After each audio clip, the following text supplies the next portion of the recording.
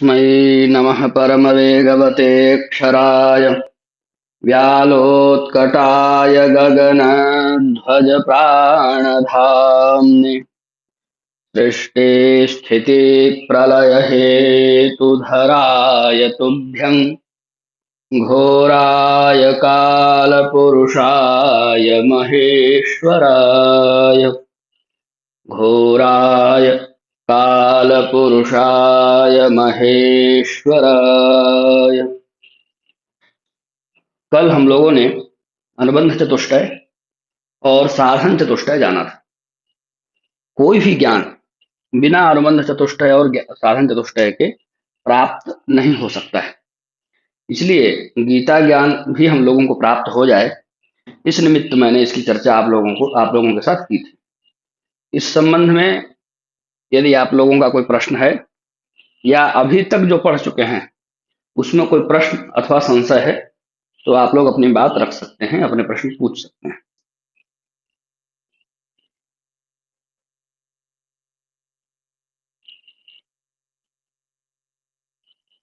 किसी का कोई प्रश्न है तो पूछिए।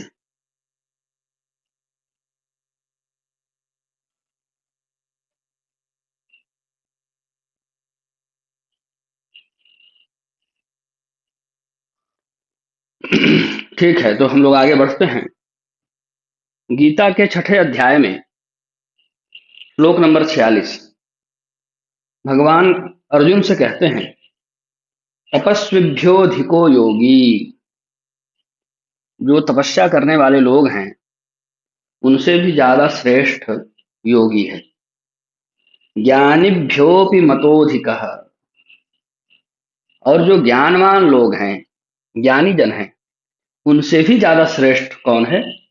उनसे भी ज्यादा श्रेष्ठ योगी है। कर्मेभ्यश्चाधिको योगी। जितने भी कर्मयोगी लोग हैं, कर्म करने वाले लोग हैं, कर्म प्रधान लोग हैं, उनसे भी ज्यादा श्रेष्ठ योगी है। तस्माद् योगी भवार्जुन। इसलिए हे अर्जुन, तुम भी योगी बन जाओ, क्योंकि तपस्वियों से भी ज्यादा श्रेष्ठ योगी है। ज्ञानियों से भी, ज्ञानवान जनों से भी ज्यादा श्रेष्ठ योगी है। और कर्मकांडियों से भी, कर्मयोगियों से भी ज्यादा श्रेष्ठ योगी है। इसलिए योगी बन जाओ, ऐसा भगवान अर्जुन को कहते हैं। क्योंकि आगे उनको जो भी बताना है, आगे विश्वरूप दर्शन देना है, जो कुछ भी बताना है, वो बिना योगी बने बताया नहीं जा सकता है। गीता का जो ज्ञान है उसको धारण करने के लिए हमारे अंदर बहुत उच्च स्तर की क्षमता होनी चाहिए।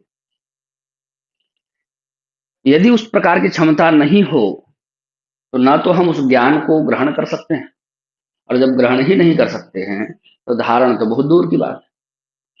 तो इसलिए जब भगवान अर्जुन को यह निर्देश करते हैं कि योगी हो जाओ, तो उसके कुछ मायने हैं। उसी के अंतर्गत हम लोग भी पहले ये समझ लें, सरल रूप में, अत्यंत सरल रूप में, जैसे बहुत सरल शब्दों में हम लोगों ने अनुबंध चतुष्टय और साधन चतुष्टय समझा था, वैसे ही सरल रूप में हम लोग योग को भी समझ लें। और योग के जो अंग हैं उनको जब हम अपने व्यवहार में लाने लग जाएंगे, अपने व्यवहार में उतारने लग जाएंगे, तो हम भी योगी बनने लग जाएंगे। तो उस प्रक्रिया की ओर हम भी अग्रसर हो सके। बाकी विस्तार से जो गीता में हम लोग पढ़ेंगे, योग क्या है और योगी कैसे बना जाता है, इन सब बात के संबंध में गीता में आगे बहुत कुछ पढ़ेंगे। लेकिन उसके पढ़ने से पहले ही जो सामान्य परिभाषाएं हैं उनको जान लेते हैं, और तदनुरूप अपने आचरण को हम लोग सुधार सकते हैं। इससे गीता जी का जो पवित्र ज्ञान है वो सही अर्थों में हमारे पास पहुंच सकता है। तो योग के 8 अंग हैं, आप लोग जानते ही हैं, और उन 8 अंगों की ही चर्चा हम लोग करेंगे। आप में से बहुत सारे लोगों ने उसका नाम सुना होगा, तो हम लोग उसकी चर्चा करते हैं, उसके संबंध में जानते हैं। जो पहले से पढ़ चुके हैं, जान चुके हैं, उनका रिवीजन हो जाएगा, और जो नहीं जानते हैं उनके लिए एक नई बात हो जाएगी। कुछ सीखने का अवसर मिल जाएगा। तो योग के 8 अंग हैं। योग के 8 अंग हैं। कौन कौन से हैं वो 8 अंग? कौन कौन से हैं वो 8 अंग? किसी को याद हो तो बता सकते हैं। यम, नियम, आसन, प्राणायाम, प्रत्याहार, धारणा, ध्यान, समाधि। हाँ, बहुत अच्छा। ये योग के 8 अंग हैं। ये तो बहुत अच्छी बात है। अब इन 8 में सबसे पहला अंग है यम। यम का अर्थ क्या होता है?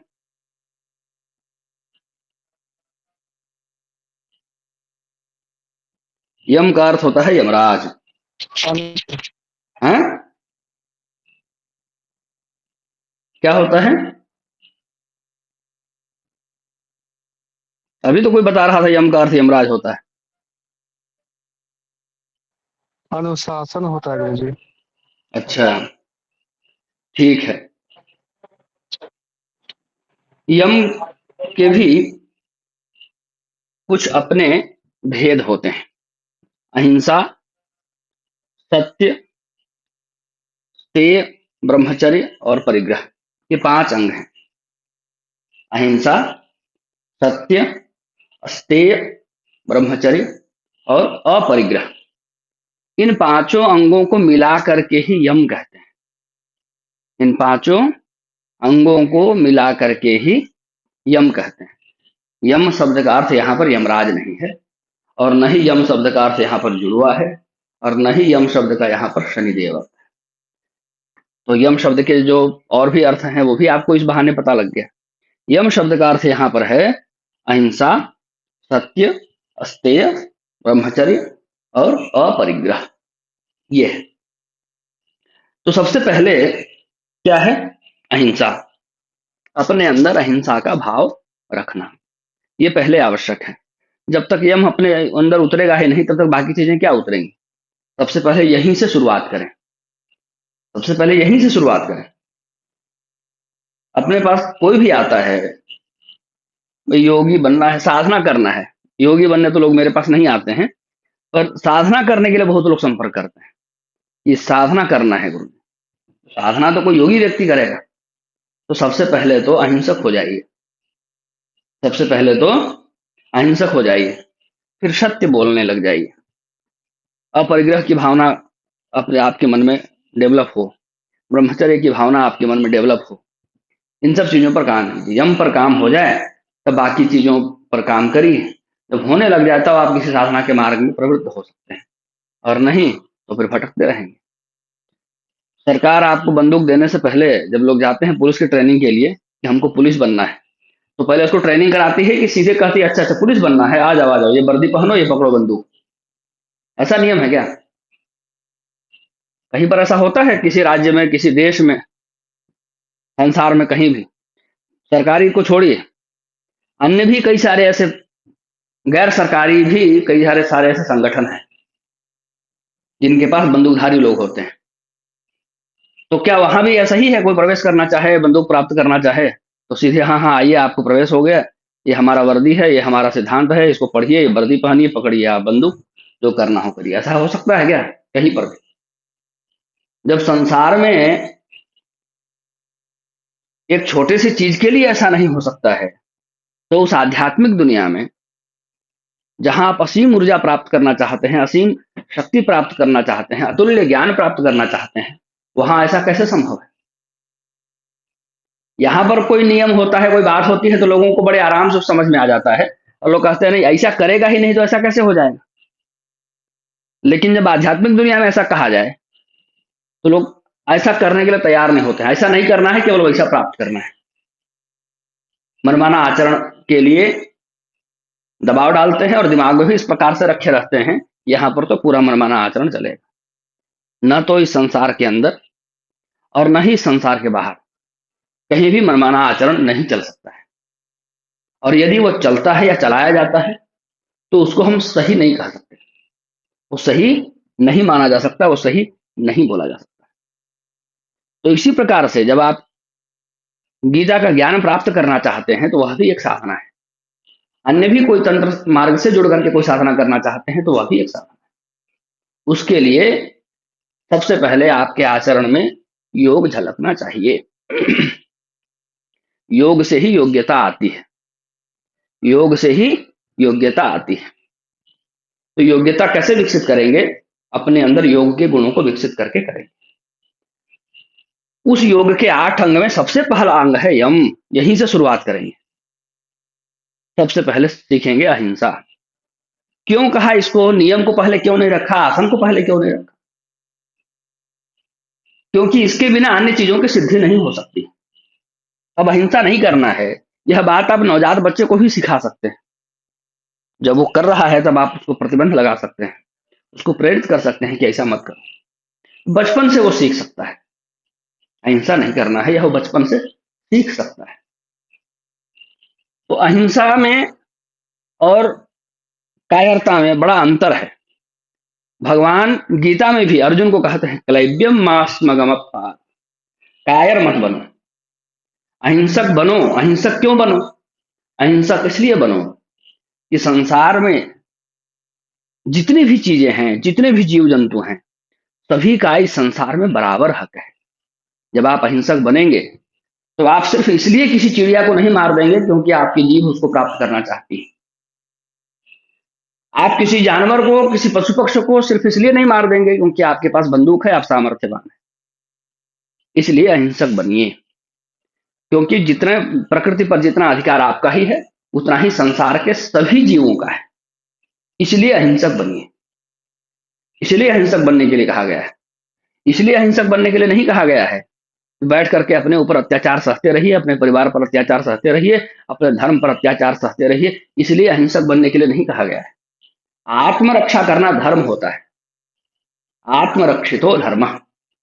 आत्म मतलब केवल आप नहीं, आपसे जुड़ी हुई हर चीज, जो जो भी चीज आपसे जुड़ गई है उनकी रक्षा करना धर्म होता है।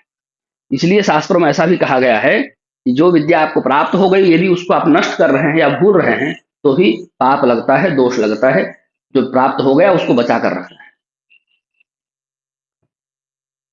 तो अपनी रक्षा करना धर्म है, अपने धर्म की रक्षा करना धर्म है, अपने माता पिता की रक्षा करना धर्म है, अपने परिवार की रक्षा करना धर्म है, अपनी परंपरा की रक्षा करना धर्म है, अपनी रक्षा करना धर्म है। चाहे उसके पालन के लिए हिंसा का सहारा लेना पड़े या वह अहिंसक तरीके से हो जाए, जब जैसा तब तैसा। जब मच्छर काट रहा होता है तो व्यक्ति ये नहीं सोचता है कि हम अधर्म कर रहे हैं कि धर्म कर रहे हैं, वो तो तुरंत उसका नाश करता है, तुरंत कुछ न कुछ प्रबंध करता है। घर में चींटी फैल जाए तो बैठ करके हिंसा का आग नहीं जलाता है, तो तुरंत लेकर के आता है कि ऐसा क्या प्रबंध करूं ये सब हटे और हम सुखपूर्वक रह सकें। इसी प्रकार से अन्य स्थलों पर भी चिंतन करना चाहिए। अपनी रक्षा हर तरीके से करनी चाहिए, अपने धर्म की रक्षा हर तरीके से करनी चाहिए, अपने परंपरा की रक्षा हर तरीके से करनी चाहिए, अपने राष्ट्र की रक्षा हर तरीके से करनी चाहिए। यदि ऐसा नहीं होता तो भगवान क्यों जाते सीता जी को लाने के लिए? भगवान क्यों रावण का संहार करते? और वही रावण का संहार करने वाले भगवान कितने दयालु हैं। गिरहरि को भी उनके पास जाने से डर नहीं लगता है। ये है अहिंसा। वो एक पत्थर को भी ठोकर ना लगे इसका ध्यान रखते हैं। ये है अहिंसा। गुरु जी के साथ मैं एक बार कहीं भ्रमण कर रहा था, तो हम लोग चर्चा कर रहे थे खेत में चलते हुए। तो बच्चों वाली हरकतें मैं करता ही रहता हूँ, अभी भी करता हूँ। तो उस समय थोड़ा बचपना भी था। एक बड़ा सा मिट्टी का ढेला था, मैंने उसको लगा दिया 1 लाख। बच्चों की आदत है, चल रहे कहीं बोतल पड़ा है उसको फेंक देंगे, कोई कुत्ता बैठा उठा के ढेला मार देंगे, कुछ ऐसा है तो बस फोड़ देंगे। ये सब चलता रहता है। तो मैंने भी उसको 1 लाख लगा दिया, वो फूट गया, बिखर गया फूट करके। तो बहुत नाराज हुए। जो पढ़ा रहे तो पढ़ाना उसी समय बंद कर दिए, घर आ गए। फिर मैं समझ गया कि गुरु जी नाराज हो गए, ऐसा नहीं करना था। समझाए भी मेरे को कि ऐसा। वो कई बार पूछे कि क्या सोच करके तुमने उस मिट्टी के ढेले के ऊपर क्या सोच करके प्रहार किया। अगले दिन जब मैं उनसे मिलने गया तो एक लंबी चौड़ी कविता थी उनके पास। बोले इसको पढ़ो। और पढ़ा तो मैं चौंक गया कि उस ढेला को मैं इस प्रकार से मार दिया तो गुरु जी इतने नाराज हो गए। और मेरे को तो कूट पीट के पढ़ाए हैं। उनकी लाठी से ऐसा प्रहार होता था कि लाल लाल दाग पड़ जाते थे उस शरीर में, कई कई दिन में ठीक होते थे। कान ऐसा घुमाते थे, लगता था कि बस उखड़ करके उनके हाथ में आ ही गया हो। और ढेला को मारने पर इतने नाराज हैं, क्या चक्कर है? वो कविता पढ़ने पर उनके जो भाव थे उसको पढ़ करके मुझे समझ में आया कि कितना दिव्य दर्शन गुरु जी का है। तो हिंसा और अहिंसा में भेद समझना है, कहाँ हिंसा करना चाहिए और कहाँ हिंसा नहीं करनी चाहिए। अहिंसा का अर्थ कायरता कहीं से भी नहीं है। अहिंसा का अर्थ कहीं से भी अनुशासनहीनता नहीं है। अहिंसा का अर्थ इतना ही है कि प्रकृति जितनी आपकी है उतनी ही हर चीज की है।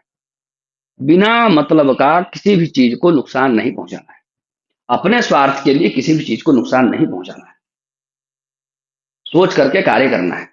और इन प्रवृत्तियों को यदि हम नहीं रोकेंगे तो हम मनुष्य नहीं रह जाएंगे। जो इन तरह की प्रवृत्तियों को बढ़ावा देते रहते हैं वो सब आगे आगे चल करके नरपिशाच बनते हैं, मनुष्य नहीं रह जाते हैं। क्योंकि उनके अंदर सभी तरह की संवेदना, सभी तरह की जो मनुष्य के अंदर मानवता होनी चाहिए वह नष्ट हो चुकी होती है।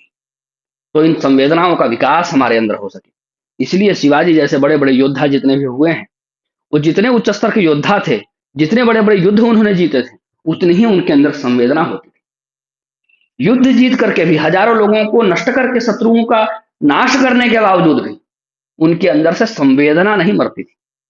यहाँ तो आजकल स्थिति ऐसी हो गई है कि दो चार जीव जंतुओं को मार करके, अपने पर्व त्योहारों में अपने दो चार जीव जंतुओं को मार करके ही लोग संवेदनहीन हो रहे हैं। ये समाज किस दिशा में बढ़ रहा है, ये सोचिए। यहां तक हमारी दृष्टि जानी चाहिए, यहां तक हमारा चिंतन जाना चाहिए। तो सबसे पहली चीज है यम के अंतर्गत अहिंसा, उसका पालन करना है। इसलिए शास्त्रों में कहा गया है अहिंसा परमो धर्म, धर्म हिंसा तथैव च। इसके बाद अगला क्या है? इसके बाद अगला क्या है? बीच बीच में इतने देर देर से लोग पहुंचते हैं। सत्य सत्य माइक बंद करिए, कौन जुड़े हैं आप? सत्य।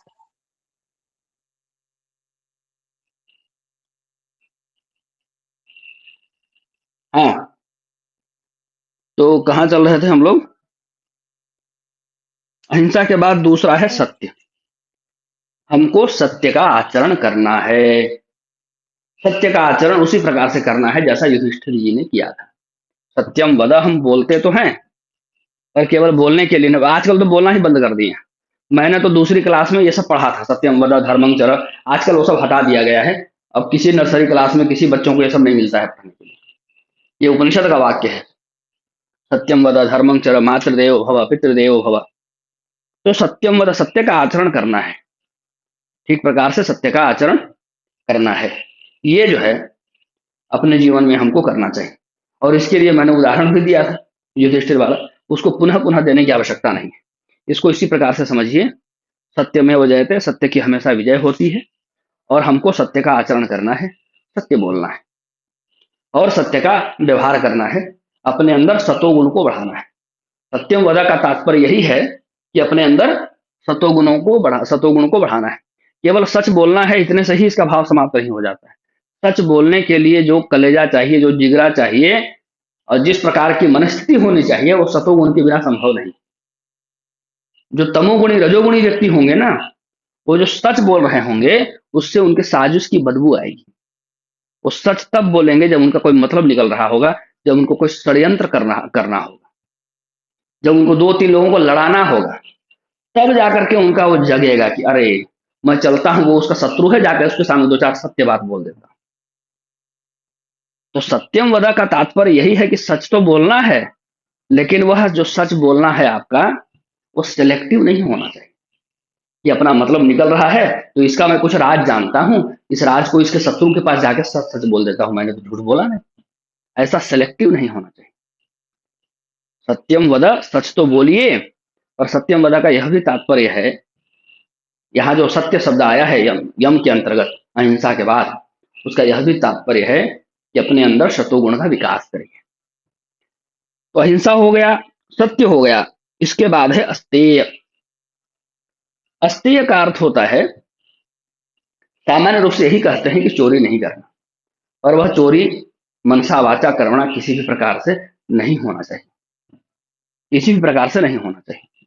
ये जो लोग करते हैं ना कि मेरे पास मुझे नहीं मिले तो तुझे भी नहीं मिले, यह भी अस्तेय ही होता है। यह भी अस्तेय ही है कि कोई चीज मुझे ना मिल पाए तो तुझे भी ना मिल पाए, उसमें खुश हो गया, चलो मुझे नहीं मिला तो उसको भी नहीं मिला।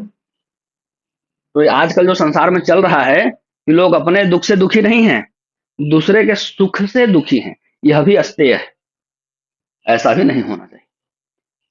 चोरी की भावना न तो मनसा हो, न वाचा हो, न कर्मणा हो। न तो मन में किसी प्रकार का ऐसा इस प्रकार से भाव रखें, न हमारे कर्म में वह चीजें हो, न हमारी वाणी में वो चीजें। तो कुछ भी चुराने का भाव ना हो। किसी के पास कुछ प्राप्त हुआ तो उसमें प्रसन्नता होनी चाहिए, उस चीज से संतुष्टि होनी चाहिए, ये बात है। तो अस्तेय हो गया। अस्तेय के बाद अगला है ब्रह्मचर्य। अस्तेय के बाद अगला है ब्रह्मचर्य। ब्रह्मचर्य का पालन भी नियमित रूप से हमको करना चाहिए। इसके संबंध में शास्त्रों में कई सारी बातें बताई गई हैं, कई सारे ग्रंथ लिखे गए हैं, उन सबका अध्ययन करना चाहिए। कई सारे तिथियों का वर्णन है, उन सबके बारे में भी जानना चाहिए। कुछ अभ्यास भी करना चाहिए।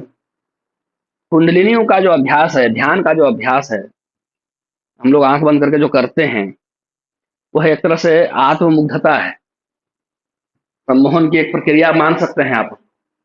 ध्यान उस प्रकार से नहीं होता है, बोलचाल में हम बोल देते हैं ध्यान है ध्यान है। तो उन सब के अभ्यास से भी ब्रह्मचर्य को संरक्षित रखने में एक बड़ा बल प्राप्त होता है।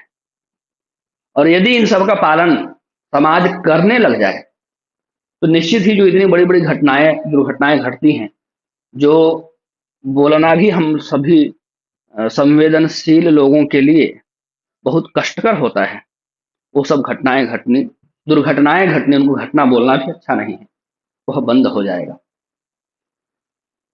इसके बाद अगला है अपरिग्रह। अपरिग्रह को समझने के लिए एक उदाहरण ले सकते हैं। एक किसी ट्रक में बहुत सारा धान या गेहूं कुछ भी भर करके जा रहा हो, और ऐसा कुछ दुर्योग हो जाए कि ट्रक जो है वो पलट जाए, गिर जाए, और ड्राइवर फोन करता रहे कि भाई किसी को बुला ले मदद के लिए। और जब ट्रक गिर जाए, ड्राइवर घायल हो जाए, वहां कोई ना हो, है ना, सारा अनाज जमीन पर बिखर रहा है। अब ऐसी परिस्थिति में कोई गाय वहां पहुंचेगी तो देख करके उसको भी मन करेगा खाने का, वो खाएगी। कितना खाएगी? उतना ही खाएगी जितना में उसका मन संतुष्ट हो जाए, उसके बाद चली जाएगी।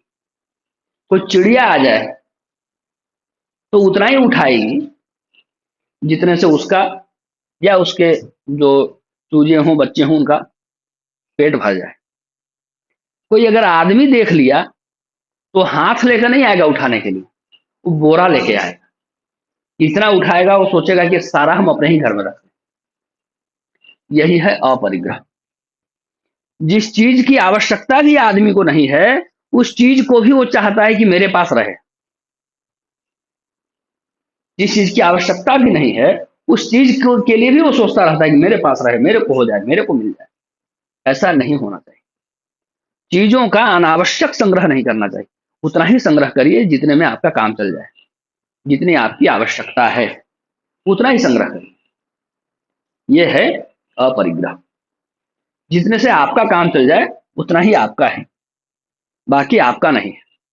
और यदि जो आपका नहीं है उसका भी आप संग्रह करेंगे, भोग तो होगा नहीं। फिर ऐसे ऐसे जो नर पिशाच हैं, जो बड़े बड़े हॉस्पिटल खोल करके डॉक्टर का पहने हुए हैं, चोला ओढ़े हुए हैं, वो फिर आपसे बात करेंगे, आपकी संपदा को हड़पेंगे। जो लूटने वाले लोग हैं वो आपकी संपदा को हड़पेंगे। उसके बाद आप उसी संपदा को, जिसको दूसरों को कष्ट दे करके बटोरे थे, उनको उनके खोने पर, उनके नष्ट होने पर आप दुखी होते हैं। तो डबल दुख, इधर से भी उधर से भी। अपरिग्रह का तात्पर्य यह है कि जो आपके उपयोग का है, जितना आपके उपयोग का है उतने का ही संग्रह करना, उससे अधिक का संग्रह नहीं करना। और कोई चीज ऐसा है कि हमने संग्रह कर लिया, हमारे उपयोग में तो नहीं, पर अब मिल गया है तो संग्रह कर लिया।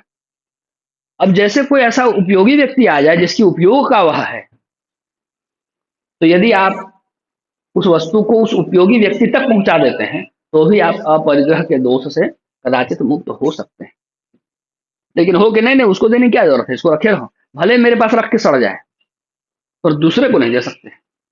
ये सब दुर्गुण अपने अंदर बिल्कुल नहीं होना चाहिए। मैं ऐसे दो तीन अच्छे संतों को जानता हूं कुछ भी रहे, कोई केवल नजर करके आप पूछ भी दे ना कि ये चीज बड़ी अच्छी लग रही है, तो उठा कर दे देते थे। आपको अच्छी लग रही है, आप लेकर जाइए। ऐसे मैं कई अच्छे संतों को अभी भी जानता हूँ, तो उनके स्वभाव में झलकता है कि कितने अच्छे तरीके से वो अपरिग्रह का पालन करते हैं। तो इस प्रकार से हम लोगों ने यम को पढ़ा है। यम में क्या क्या होता है आप लोग हेडिंग देकर लिख सकते हैं। सबसे ऊपर शीर्षक दीजिए अष्टांग योग। योग के 8 अंग होते हैं। फिर पहला उसमें लिखिए यम। पहला यम, दूसरा नियम। पहला यम, दूसरा नियम, तीसरा आसन, चौथा चौथा प्राणायाम,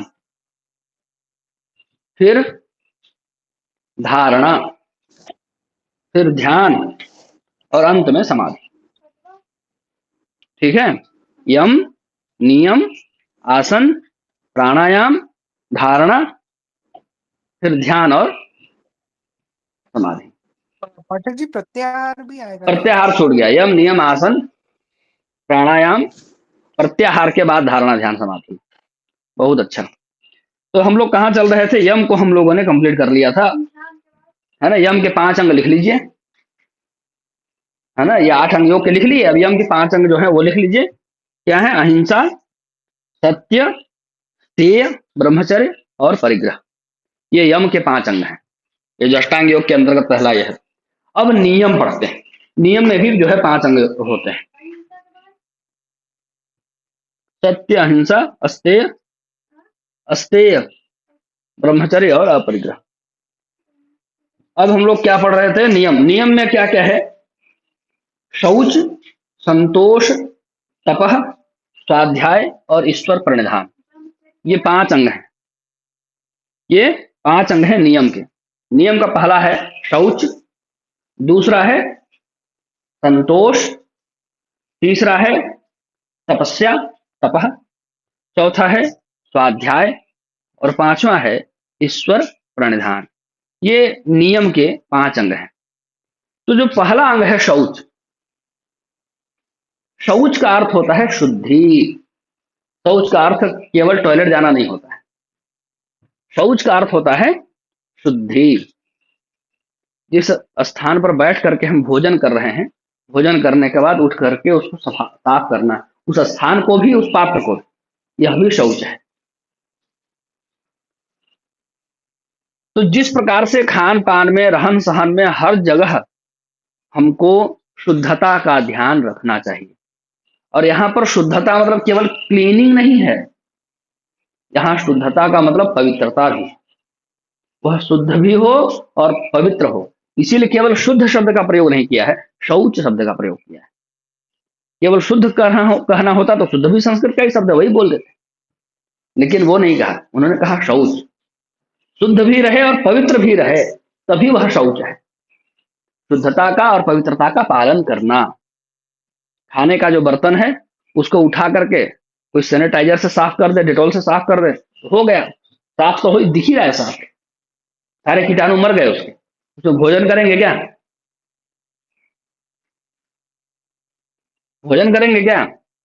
यह तो कुतर्क हो जाएगा। इसलिए वह पवित्र भी होना चाहिए। जैसे ही उसमें सैनिटाइजर डाल देते हैं, जैसे ही उसमें डेटॉल डाल देते हैं, वह हो जाता है अपवित्र। तो शुद्ध तो आप साफ तो मान सकते हैं उसको, लेकिन पवित्र नहीं मान सकते। जल से धुला हुआ हो और अन्य किसी के संपर्क में न आया हो, तभी वो पवित्र है। तो खान पान में, रहन सहन में, व्यवहार में, सभी चीजों में हमारे पास शुद्धता भी हो और पवित्रता भी हो। यह पहला है। अब मान लीजिए पहले नियम को रख देते, छोटे बच्चों को आप सिखा पाएंगे क्या कि देखो अब तुमको शौच सिखाते हैं? जिस प्रकार से यह जो नियम रखा गया है ना अष्टांग योग का, वो इसी प्रकार से रखा गया है कि जैसे जैसे आपकी उम्र बढ़ती जाए, वैसे वैसे ये सब चीजें आपके आचरण में आते जाएं। एक नवजात बच्चा को आप शौच नहीं सिखा सकते, उसको शुद्धि अशुद्धि नहीं सिखा सकते हैं, उसको अहिंसा सिखा सकते हैं। कोई उठा के पटक रहा है तो आप समझा सकते हैं कैसे नहीं पटकना है, उसको उठा के ऐसे रखना है, या उसका आप हाथ हटा सकते हैं। बार बार करने पर वो समझ जाएगा मेरे को मना किया जा रहा है, इसका मतलब ये काम नहीं करना है। तो ये हो गया, पहले तो है शौच, इसके बाद है संतोष, मन में संतुष्टि रखना। और उस संतुष्टि को रखने के लिए नियम क्या है? नियम यह है कि जो प्राप्त है वो पर्याप्त है। संतुष्ट होने का, मन में संतोष रखने का सूत्र क्या है? मन में संतोष रखने का सूत्र है जो प्राप्त है वो पर्याप्त है। ये सूत्र है मन में संतोष रखने का। जो भगवान ने दिया है, जो कुछ भी भगवान ने दिया है, वो अपने आप में हमारे लिए पर्याप्त, इस प्रकार का भाव मन में रखना चाहिए। शौच भी हो गया और संतोष भी हो गया। अब आगे देखते हैं तपः। तो तप का आचरण करना, तप का आचरण करने के संबंध में कल भी बता ही दिया है। अपने जीवन में अनुशासन लाना, ठीक प्रकार से सोएं, ठीक प्रकार से जगें, पुराणों के माध्यम से स्नान का क्या नियम है, दंत धावन का क्या नियम है, शुद्धि का क्या नियम है, शयन का क्या नियम है, उन सभी नियमों को जाने, उन सबका पालन करें। ये सब तपस्या के अंतर्गत आएगा। सामान्य रूप से हम लोग को कम से कम इतना तो करना ही है। साथ में गुरु मंत्र इत्यादि का भी जप करना है। ब्राह्मण है, उनको नित्य रूप से संध्या करना है। समय के अनुसार जो संस्कार हैं हमारे, उन सभी संस्कार से हम उन सभी संस्कारों को प्राप्त करें और साथ साथ में उनका पालन करते रहें। इसके बाद है स्वाध्याय। स्वाध्याय कहते हैं वेद को। कहा गया स्वाध्यायो अध्येतव्या, है ना? स्वाध्याय कहते हैं वेद को। तो वेदाध्ययन करना, और जितने पौराणिक ग्रंथ हैं वो सभी वेदों की ही व्याख्याएं हैं। जिनको वेद का अधिकार है वो नियमित रूप से वेदाध्ययन करें। जिनको वेद का अधिकार नहीं है, पुराणों का अधिकार है, वे सभी लोग पुराणों का अध्ययन करें। जिसको जहां पर अधिकार है, अनाधिकार चेष्टा करने की क्या जरूरत है? जिसको जहां पर जैसा अधिकार है उस अधिकार का फायदा उठाइए। जितना अधिकार मिला है उसका लाभ उठा नहीं रहे हैं, जो नहीं मिला है उसके लिए सर पीट रहे हैं। ये सब तो मूर्खों का लक्षण है।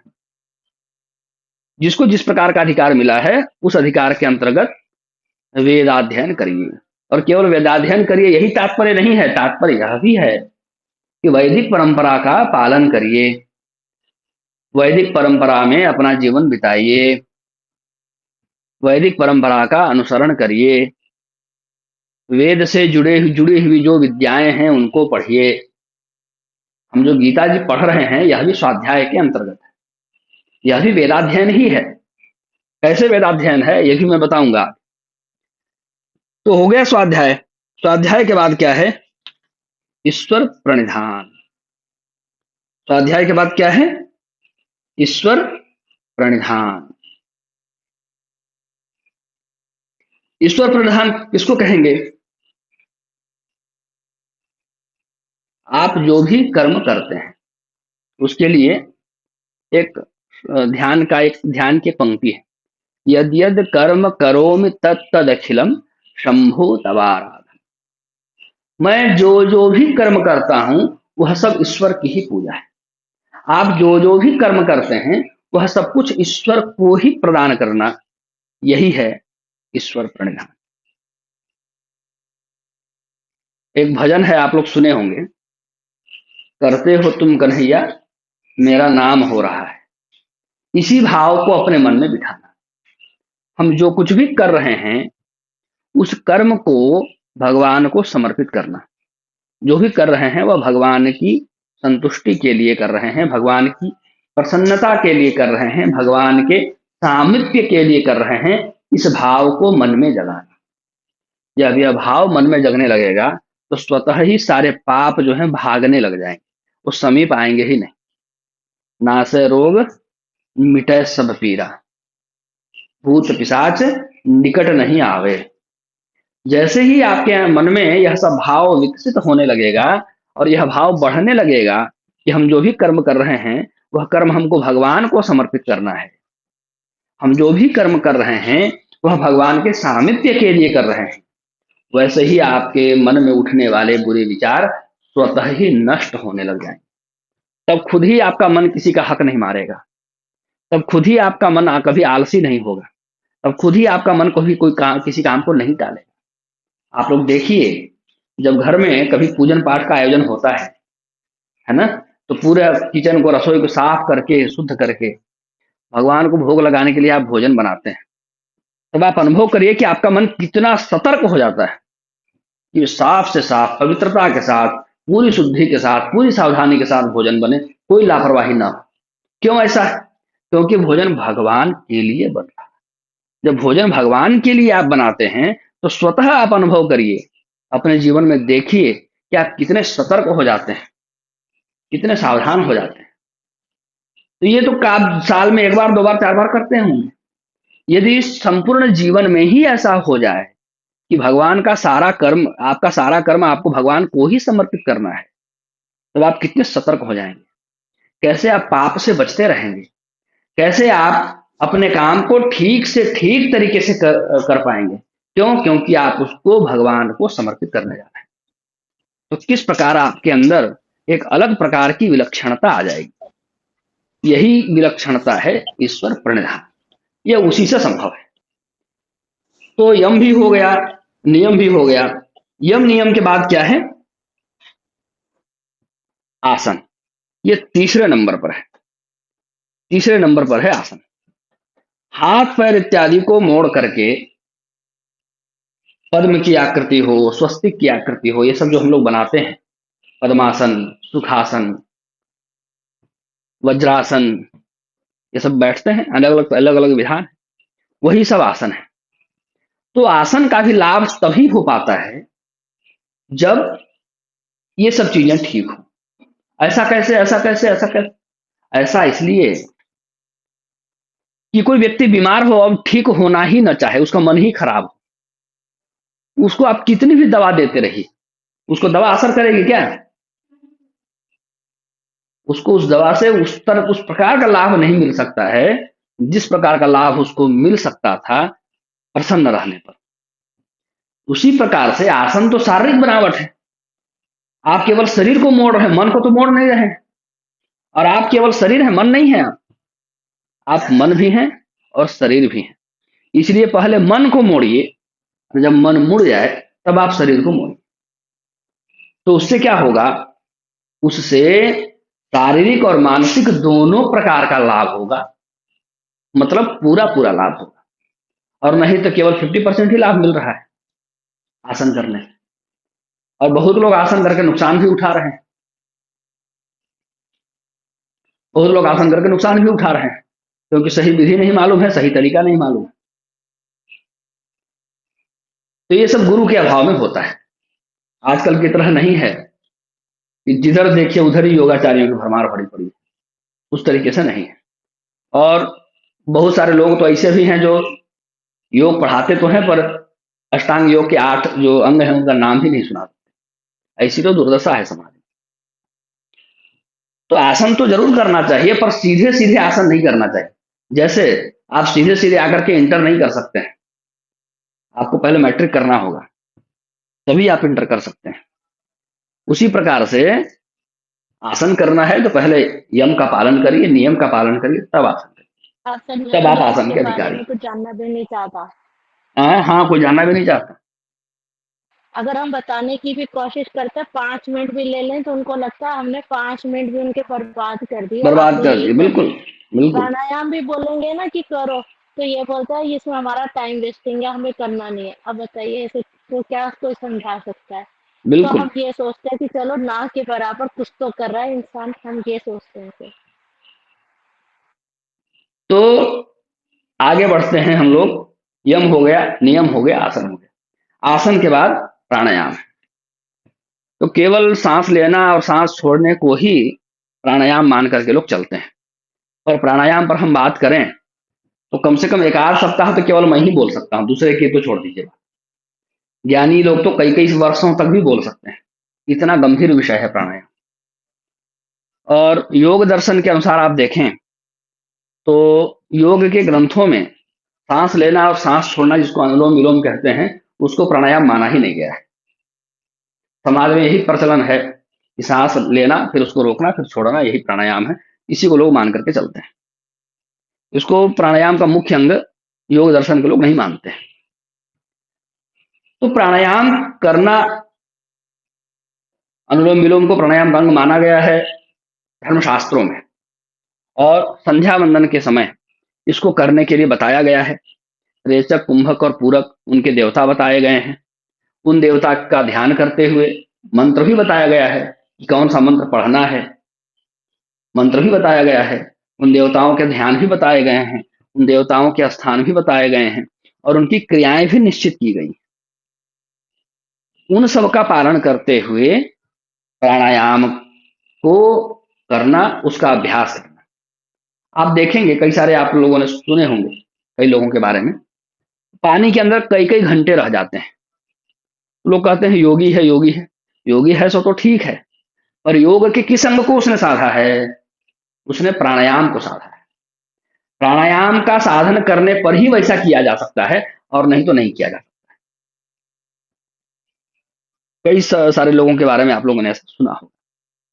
कई सारे ऐसे सैनिक भी हैं भारतवर्ष में जो बहुत वर्स्ट कंडीशन में, आंधी में, तूफान में, बर्फीले क्षेत्र में बर्फ से दबे रहते हैं, बहुत वर्स्ट कंडीशन में रहते हैं, फिर भी जीवित रहते हैं। उनके बाकी साथी लोग नष्ट हो जाते हैं, वो जीवित रहते हैं, क्योंकि उन्होंने प्राणायाम का बहुत सही सटीक अभ्यास किया होता है। और भी योग में भी परकाया प्रवेश जैसी सिद्धियां हैं, वहां तक भी पहुंचने के लिए बहुत उच्च स्तर का प्राणायाम सिद्ध होना चाहिए। तो प्राणायाम अपने आप में बहुत गंभीर विषय है। वेदांत शास्त्रों में भी रेचक, कुंभक और पूरक को, रेचक, कुंभक और पूरक लक्षणों से युक्त जो क्रियाएं हैं उनको प्राणायाम कहा गया है। प्राणायाम में मुख्य रूप से अपने प्राणों पर नियंत्रण करने का अभ्यास कराया जाता है। प्राणायाम के संबंध में कहा जाता है प्राण निग्रहोपाया, ऐसे उपाय जिनके माध्यम से आप प्राणों पर क्या करते हैं? निग्रह करते हैं, नियंत्रण करते हैं, वो सभी प्राणायाम है। उनमें ये क्रियाएं सहायक हैं, रेचक, कुंभक, पूरक इत्यादि। ठीक है, तो ये हो गई प्राणायाम की बात। अब आप लोगों ने सुना होगा प्राणवायु, तो ये वायु कहां से आ गया? प्राण को कैसे निग्रह करेंगे? प्राण को प्राणवायु के माध्यम से निग्रह करते हैं। हमारे शरीर में जो प्राण है उसको प्राणवायु के माध्यम से निग्रह करते हैं, इसीलिए प्राणवायु कहा जाता है ऑक्सीजन को। वह हमारे शरीर के प्राण को जीवित रखता है, उसके साथ भी उसके बिना भी अपने प्राण पर नियंत्रण करना, यह प्राणायाम का लक्ष्य है, यह प्राणायाम का उद्देश्य है। अब आगे बढ़ते हैं। प्राणायाम के बाद क्या है? प्रत्याहार। प्राणायाम के बाद क्या है? प्रत्याहार। प्रत्याहार किसको कहते हैं? प्रत्याहार कहते हैं प्रत्याहरणम, प्रत्याहार, हरण कर लेना, हरण कर लेना। इसके संबंध में कल भी बताया था थोड़ा बहुत। क्या हरण कर लेना? इंद्रियों की जो क्रियाएं हैं उनको एक निश्चित दिशा प्रदान कर देना ही क्या है? प्रत्याहार है। आंख है देखने के लिए, तो देखने के लिए भगवान आंख दिए हैं, तो कुछ भी देखते चलें, तब तो प्रत्याहार की सिद्धि नहीं होगी। प्रत्याहार की सिद्धि तभी होगी जब जो देखने योग्य है केवल उसको ही देखा जाए, तब प्रत्याहार की सिद्धि होगी। किसके प्रत्याहार की? नेत्रजन्य प्रत्याहार, नेत्र संबंधी प्रत्याहार। इसी प्रकार कान, कान का काम है सुनना। अब कान का काम सुनना है और भगवान ने कान दे ही रखा है, तो कुछ भी सुनते चले, तब तो प्रत्याहार की सिद्धि नहीं होगी। कर्ण संबंधी अंग के प्रत्याहार की सिद्धि तब होगी जब जो सुनने योग्य है वही यह कान सुने। इसी प्रकार से सभी इंद्रियों के बारे में समझिए, इसी प्रकार से सभी इंद्रियों के बारे में जानिए। इंद्रियों को इधर उधर भटकने से रोक देना ही प्रत्याहार है। पकड़ करके ले आइए, इंद्रियों को इधर उधर भटकने मत दीजिए, इंद्रियों का हरण कर लीजिए। इंद्रियों का गलत मार्ग से, अनावश्यक मार्ग से, अनुपयोगी मार्ग से, अनुचित मार्ग से हरण कर लेना ही प्रत्याहार है। तो भगवान ने जो भी हमको इंद्रियां प्रदान की हैं, पंच ज्ञानेन्द्रियां हैं, पंच कर्मेंद्रियां हैं, मन है, टोटल 11 हैं। इनको सही दिशा की ओर लगाना, इनको ये लक्षित कर देना, लक्ष्यहीन नहीं रखना, बल्कि लक्षित कर देना। जो लक्ष्यहीन होगा वही नहीं इधर उधर भटकेगा, क्योंकि उसको लक्ष्य का पता ही नहीं। जिसको लक्ष्य का पता लग जाएगा वो इधर उधर क्यों भटकेगा, फिर लक्ष्य की दिशा में जाएगा। तो इनको लक्षित कर देना ही प्रत्याहार है। तो प्रत्याहार के बाद है धारणा।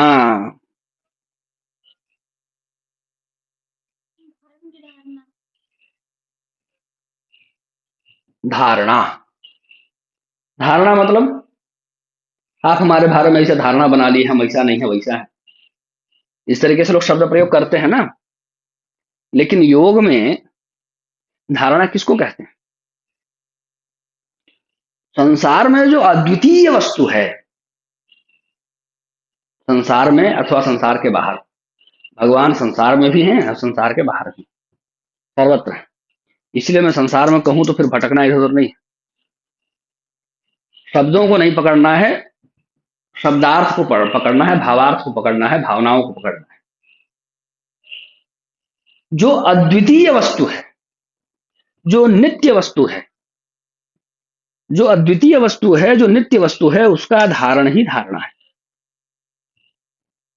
कल भी मैं बताया था, अजो नित्य शाश्वतोयम पुराण, आत्मा के संबंध में कहा गया है, अजो नित्य शाश्वतोयम पुराण। आत्मा जो है वो अमर है, नित्य है, शाश्वत है। तो ऐसा जो नित्य है, शाश्वत है, हमेशा रहने वाला है, अद्वितीय है, जिसके समान दूसरा कोई है ही नहीं, उसको अपने अंदर धारण करना, उसको हमेशा ध्यान में रखना, यही है धारणा।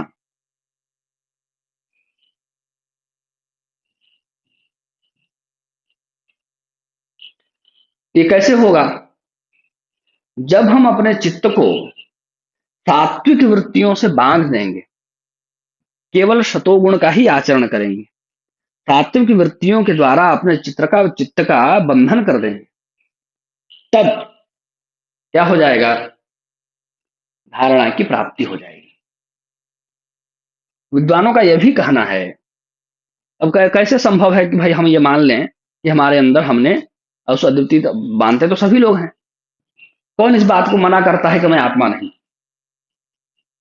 2-4-5% लोगों को छोड़ दीजिए, 2-4-5% नास्तिक जो लोग हैं उनको छोड़ दीजिए, बाकी सभी लोग इस बात को कहते तो हैं, माने चाहे न माने, हृदय से कहते हैं कि हाँ मेरे अंदर आत्मा है, मैं आत्मा हूं, कहते हैं। फिर जब उनको धारणा की सिद्धि नहीं हुई है क्या? धारणा की सिद्धि हो गई होती तो उनको हर कण में, हर चीज में, हर व्यक्ति में, हर वस्तु में, हर स्थान में ईश्वर दिखाई देता। हर चीज में ईश्वर को देखना, कण कण में शंकर देखना, यही धारणा की सिद्धि है। कण कण में शंकर देखना, यही धारणा की सिद्धि है। और बड़े बड़े योगी लोगों ने इस धारणा की सिद्धि को प्राप्त किया है। बहुत उच्च स्तर के योगियों ने ऐसा किया है, करके दिखाया है। हर चीज में ईश्वर को प्राप्त करना, हर चीज में ईश्वर को देखना, ये क्या है? धारणा है। समझने के लिए कुछ लौकिक उदाहरण भी मैंने आप लोगों को बताया है। इसके बाद क्या है? इसके बाद है ध्यान, और अंत में है समाधि। इसके बाद है ध्यान। ध्यान क्या है?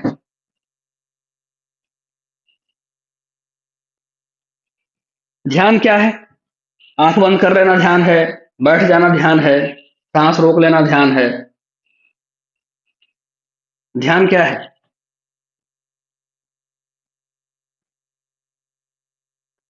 ध्यान है अपने चित्त वृत्तियों का हमने नियंत्रण कर लिया, भाई हमने अपने चित्त वृत्तियों को रोक दिया। कल भी मैं आप लोगों को बता रहा था कि आप इंद्रियों को रोकेंगे तो जब रोके तब रोके, अब उसको किसी दिशा में मोड़ना पड़ेगा ना, और नहीं मोड़ेंगे तो आपको ही नुकसान होगा। क्योंकि चित्त वृत्तियां नदी की तरह है, उनका पानी आपने रोका तो उसको प्रवाह किसी दूसरी दिशा में मोड़ना पड़ेगा कि भाई इधर जाओ, नहीं तो पानी जम करके इतना इकट्ठा हो जाएगा कि बाढ़ आ जाएगी,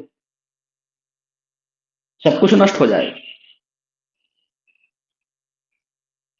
तो चित्तवृत्तियों को आपने रोक दिया है, चित्तवृत्तियों को आपने गलत मार्ग से, अनुचित मार्ग से, या अनावश्यक मार्ग से, या अनुपयोगी मार्ग से, या ब्रह्म प्राप्ति में जो बाधक मार्ग है उन सभी मार्गों से मोड़ तो लिया। अब अब क्या करिए, उस चित्तवृत्ति को ईश्वर की ओर प्रवाहित कर दीजिए। तो अपने चित्तवृत्तियों को ईश्वर की ओर प्रवाहित कर देने की जो प्रक्रिया है, ब्रह्म की ओर प्रवाहित कर देने की जो प्रक्रिया है, आत्मा को परमात्मा की ओर मोड़ देने की जो प्रक्रिया है, उस प्रक्रिया का नाम है ध्यान।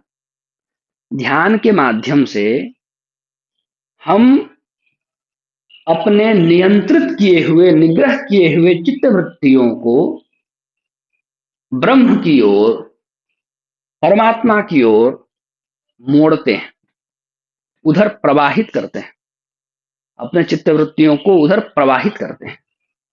तो यह जो प्रवाहित करना है, इसी को कहते हैं ध्यान। फिर है समाधि। समाधि जो यहां पर कहा गया है, समाधि दो प्रकार की होती है, सविकल्पक समाधि और निर्विकल्पक समाधि। दो प्रकार की समाधि होती है। ये जो अष्टांग योग के अंतर्गत समाधि की बात हम लोग करते हैं, समाधि समाधि, वहां पर सविकल्पक समाधि ही है, निर्विकल्पक समाधि यहां पर नहीं है। निर्विकल्पक समाधि की प्राप्ति तो बहुत दूर में होती है, वो बहुत बाद की चीज है। वो अष्टांग योग के अंतर्गत जो समाधि है वहां पर केवल सविकल्पक ही है, निर्विकल्पक वाली समाधि नहीं। ठीक है। तो समाधि क्या है? समाधि एक अवस्था का नाम है।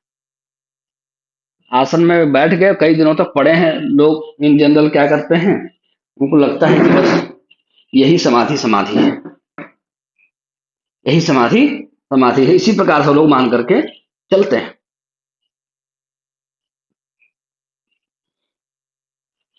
तो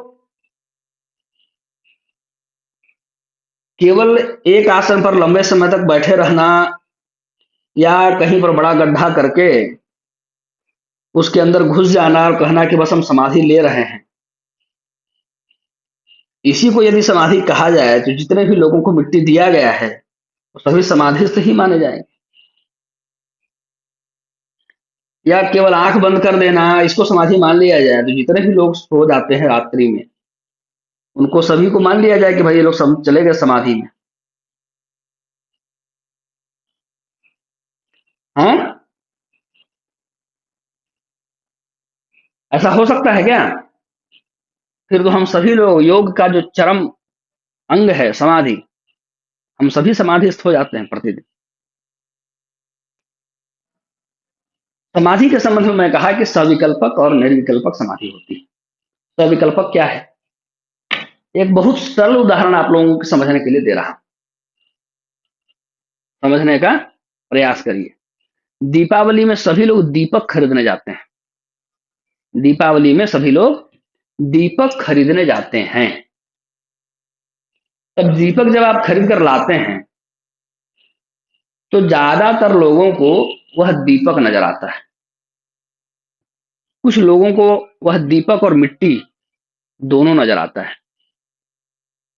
यह समझ में आता है कि मिट्टी है, और ये भी जो जान रहे होते हैं कि यह इस समय दीपक के रूप में दिख रहा है।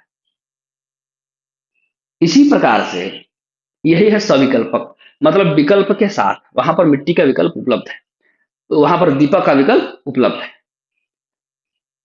जब योगी को संसार में, यह संसार और ब्रह्म दोनों दिख रहा होता है, दोनों का भान हो रहा होता है कि हाँ भाई यह व्यक्ति है, यह व्यक्ति इस नाम का है, वह योगी उस व्यक्ति की सत्ता को भी और उसके अंदर स्थित विराजमान, उस व्यक्ति के अंदर विराजमान ब्रह्म की सत्ता को भी, दोनों को अनुभव कर रहा होता है। केवल बोलने के लिए नहीं, केवल बोलने के लिए नहीं कि भगवान हर कण में विराजमान है, दोनों के साथ वह संपर्क साध सकता है, दोनों की सत्ता का वह अनुभव कर सकता है, दोनों ही सत्ता से वह प्रभावित अथवा अप्रभावित हो सकता है, तब यह समझा जाता है कि वह सविकल्पक समाधि की अवस्था में पहुंच गया है अथवा समाधि की अवस्था में पहुंच गया है। मतलब वह उस व्यक्ति को भी देख रहा है और उसके अंतर्गत ब्रह्म को भी देख रहा है। वहां पर इसकी दृष्टि पहुंच गई है कि हर व्यक्ति के अंदर स्थित ब्रह्म को वह देख सकता है। तो समाधि का अर्थ यही समझिए, ब्रह्म साक्षात्कार करना, ब्रह्म का अनुभव करना सभी के अंदर, अप्रत्यक्ष रूप से। ब्रह्म साक्षात्कार प्रत्यक्ष रूप से नहीं, बल्कि अप्रत्यक्ष रूप से। जो भी चीज संसार में है सबको ब्रह्म व्यक्ति मानने लग जाए, हर जगह ब्रह्म का साक्षात्कार करने लग जाए, हर जगह ब्रह्म का अनुभव करने लग जाए, यह जो मानसिक अवस्था है, इस मानसिक अवस्था का नाम ही समाधि है। निर्विकल्पक समाधि में क्या होता है, चर्चा हो गई ही तो बता देता हूं, इस समाधि का अंग नहीं है वो, पर चर्चा हो गई ही तो बता देता हूं। वहां पर भेद खत्म हो जाता है। किसका? माया का। उसको फिर व्यक्ति नहीं दिख रहा होता, उसको सिर्फ ब्रह्म दिख रहा होता है बस। उसको फिर व्यक्ति दिखना ही बंद हो जाता है, उस व्यक्ति को वस्तु दिखना ही बंद हो जाता है, केवल ब्रह्म दिख रहा होता है। यह जो अवस्था है, इसको कहते हैं निर्विकल्पक समाधि। यहां विकल्प समाप्त, ऑप्शन नॉट अवेलेबल, ऐसी अवस्था जो हो जाती है उसको कहते हैं निर्विकल्पक समाधि। और सविकल्प में विकल्प उपलब्ध रहता है। किसका? माया का। किसका? व्यक्ति का, वस्तु का, स्थान। ब्रह्म तो दिख रहा होता है, पर ब्रह्म के साथ साथ वो भी दिख रहा होता है। जैसे चिड़िया तो दिख रही है, पर चिड़िया का पंख भी दिख रहा है। चिड़िया की आंख तो दिख रही है, पर उसकी चोंच भी दिख रही है। ये सविकल्पक समाधि है। और केवल आंख दिख रहा है, ये निर्विकल्पक समाधि। तो आप लोगों के समझने के लिए मैं बहुत साधारण उदाहरण लेकर के आया। शास्त्रों में तो बहुत बड़े बड़े गंभीर गंभीर शब्दों से इन सब चीजों की व्याख्या की गई है, और शास्त्र वाली कक्षा होती है तब अलग मुद्दा हो जाता है, तब अलग तरीके से बताते समझाते हैं। अभी आप लोगों के समझने योग्य मैं जितना समझा, जितने सरल तरीके से चिंतन किया, उस हिसाब से बताने का प्रयास किया। फिर भी यदि कोई शंका रह गई हो तो आप लोग पूछ सकते हैं। और अष्टांग योग की जो चर्चा है वो यही आज हम लोगों को करना था, वह पूरी हो गई है। और इसके अंतर्गत जो भी चीजें हैं, उन चीजों को आप लोग अपने जीवन में उतारने का प्रयास जरूर करिए। सबसे पहले यम और नियम के पालन के लिए अपनी प्रतिबद्धता सुनिश्चित करिए कि मैं यम और नियम का पालन करूंगा, अधिक से अधिक पालन करूंगा, अधिक से अधिक उनको जानूंगा, समझूंगा, उनको अपने जीवन में उतारूंगा। ये सब प्रयास करिए। वह गीता के ज्ञान में भी अत्यंत सहायक और अत्यंत उपयोगी होगा। और ये निश्चित जान लीजिए कि जब हम लोग गीता पढ़ रहे हैं, उसके अंतर्गत आप इन सब नियमों का पालन करते रहेंगे तो कई सारे चमत्कारिक अनुभव आप लोगों के जीवन में होंगे। किसी को कुछ पूछना हो तो पूछिए, अन्यथा यहाँ पर हम लोग कक्षा को समाप्त कर सकते हैं और कल से हम लोग गीता में प्रवेश कर सकते हैं, पहले अध्याय में के पहले श्लोक में, ऐसी उम्मीद करता हूं। किसी का कोई प्रश्न है तो बताइए।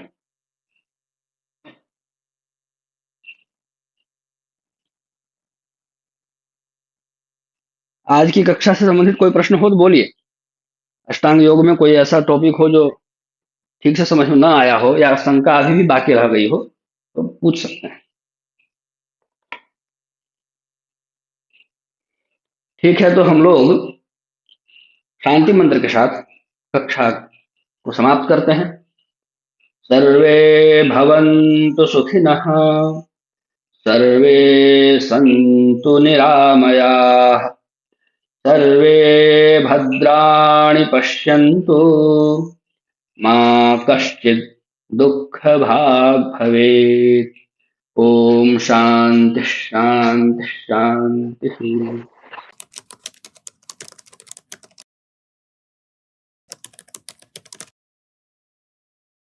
श्रीमते रामचंद्राय नमः।